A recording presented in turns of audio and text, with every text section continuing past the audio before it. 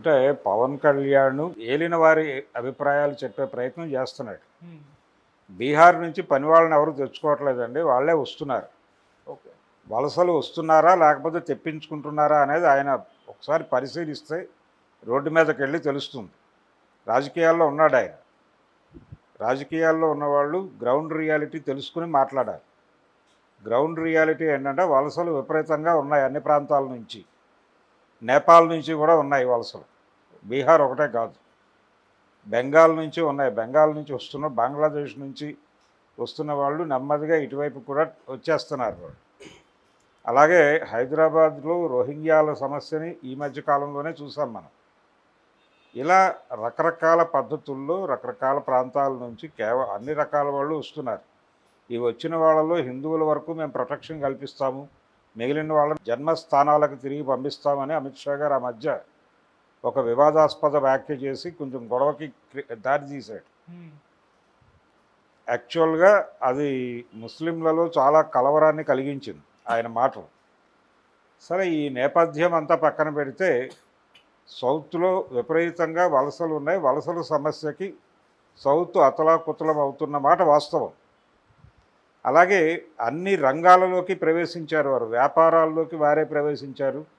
మీరు ఏ సందులోకి వెళ్ళినా వెళ్ళండి, ఆ సందులో ఉన్నటువంటి 10 దుకాణాల్లో 6 దుకాణాలు వాళ్ళవే ఉంటాయి, 4 దుకాణాలు మాత్రమే స్థానికులకు ఉంటాయి. దీన్ని ఏమనాలి? వాళ్ళు పెట్టుబడులు ఎందుకు పంపు చేస్తున్నారు ఇక్కడికి? ఒకప్పుడు బ్రిటిష్ వాళ్ళని ఇక్కడి నుంచి ఎందుకు వెళ్ళిపోమన్నారు మీరు? స్వతంత్ర పోరాటం అని చెప్పి. ఇప్పుడు కూడా జరుగుతోంది అదే. ఇప్పుడు దక్షిణ భారత స్వతంత్రం కావాలి అనేటువంటి ఒక ఉద్యమం జరిగే పరిస్థితికి వచ్చేసింది. ఇక్కడ వ్యాపార వర్గాలన్నింటినీ నాశనం చేశారు వాళ్ళు. స్థానిక వ్యాపారాలను నాశనం చేశారు.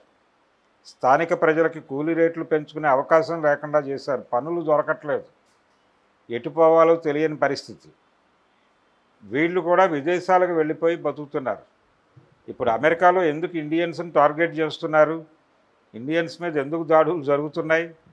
అక్కడ పనులకి వీళ్ళు అంటే చీప్ లేబర్గా వీళ్ళు అవైలబుల్ రావటం వలన తమ ఉపాధి మార్గాలు పోతున్నాయనే కదా దాడులు జరుగుతున్నాయి అక్కడ. మొన్న ఎందుకు ట్రంప్ అంతమందిని వెనక్కి పంపించాడు విమానాలు ఎక్కించి? చాలామంది ఇండియన్స్ అక్కడికి అక్రమంగా వెళ్ళిన వాళ్ళు ఆ చివరి నిమిషాల్లో పక్క దేశాల్లోకి వెళ్ళి అక్కడి నుంచి మళ్ళీ కొత్తగా వచ్చినట్టుగా ఎంట్రీ ఇచ్చి కథ నడుపుతున్న వాళ్ళు ఎంతమంది ఉన్నారు? అలా ఉంటున్న వాళ్ళని కదా వాళ్ళు తుపాకులు పెట్టి కాలుస్తుంది అక్కడ. సో ఈ సమస్య ప్రపంచం అంతా ఉంది. అందుకని అభివృద్ధి అనేది నార్త్లో లేకపోవడం వల్ల వాళ్ళు వచ్చేస్తున్నారు అనేది వాస్తవం. అలా సౌత్ని తిని నార్త్ బతుకుతోంది అనేటువంటి అభిప్రాయం బలపడటానికి కారణాలు ఇవి. ఆ రూట్స్ తెలుసుకుని మాట్లాడితే బాగుంటుంది.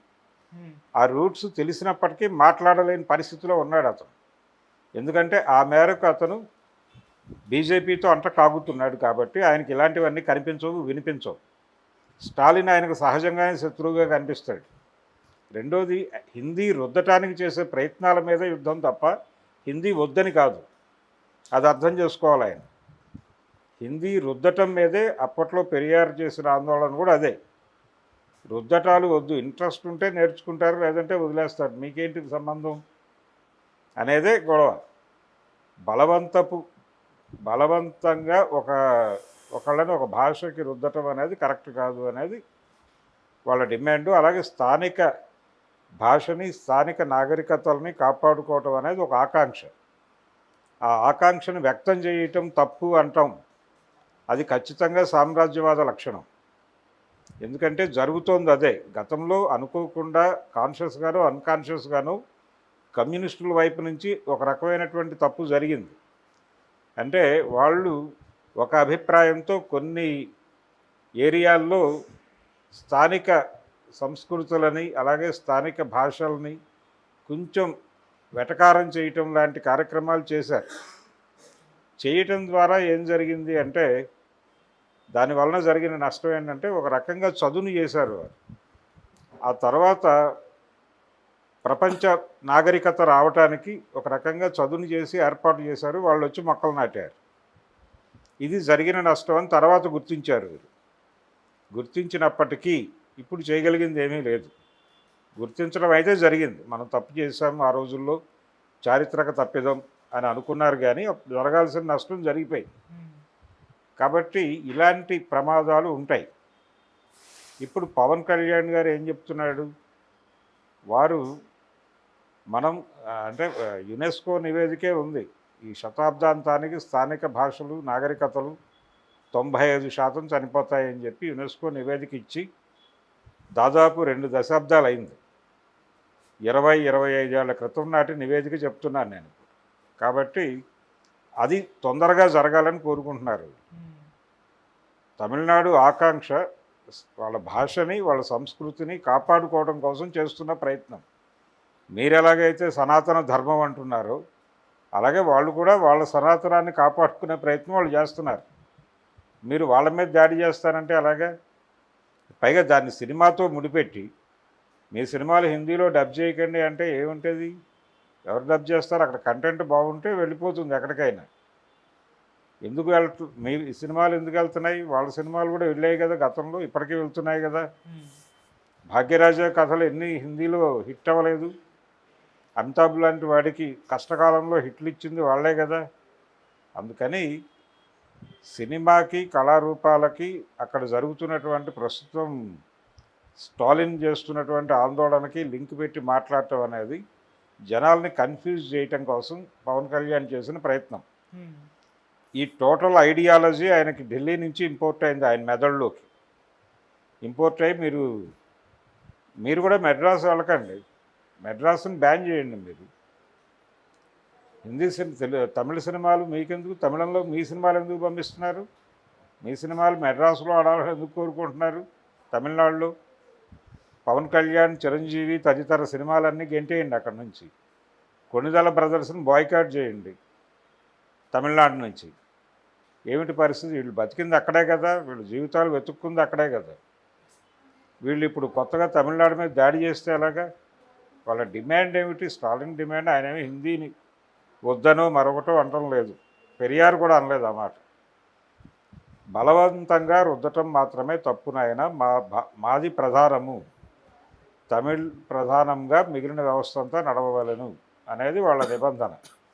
ఆ నిబంధన పాటించటం లేదు, మనకి మన భాష పట్ల గౌరవం లేదు అని చెప్పి తెలుగు భాష నాశనం కావడానికి తెలుగు వాళ్ళల్లో ఉన్నటువంటి ఈ స్పిరిట్లేమే కారణం అని చెప్పి చాలామంది మాట్లాడారుగా.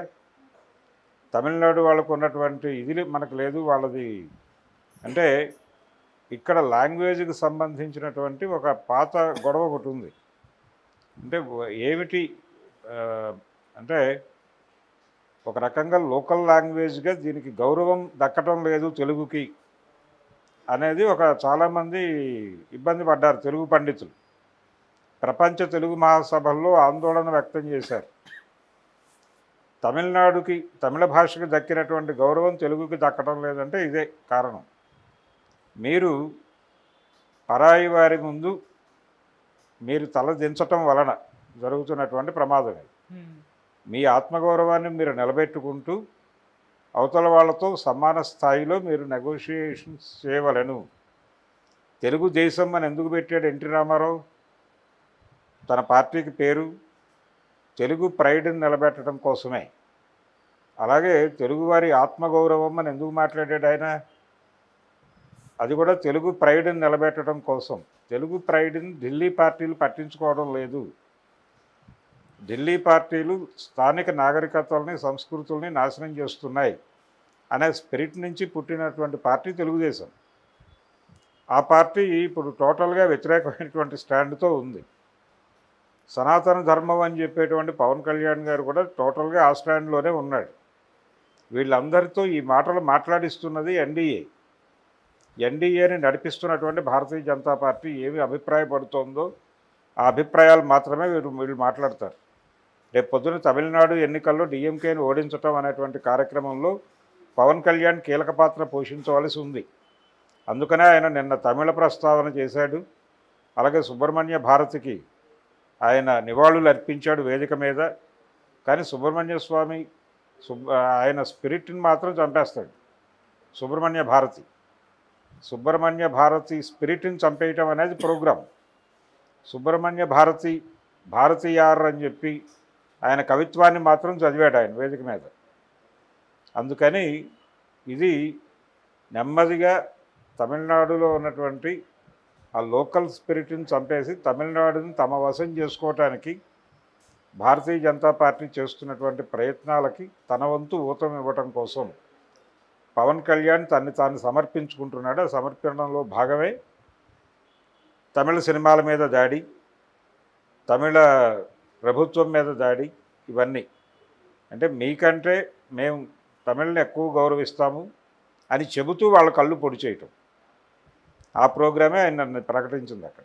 సో ఆయన నిలువెల్లా ఆయన హిందీకి గౌరవం ఇవ్వకపోతే పవన్ కళ్యాణ్కి గంగవేరులు ఎత్తుతాయి. ఎందుకు ఎత్తుతాయి అంటే ఆయన తన్ని తాను భారతీయుడిగా చూపించుకోకపోతే, ప్రొజెక్ట్ చేసుకోకపోతే అక్కడ గుర్తింపు ఉండదు.